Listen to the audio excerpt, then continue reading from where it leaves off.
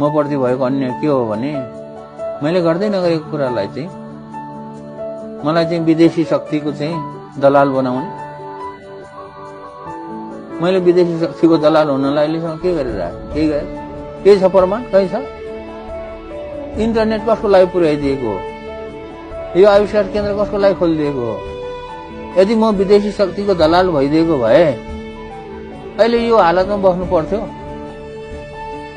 यस्तो यस्तो थोत्रो घरमा अनि कबाडीको सामानहरू ल्याएर अनुसन्धान केन्द्र खोल्नु पर्थ्यो?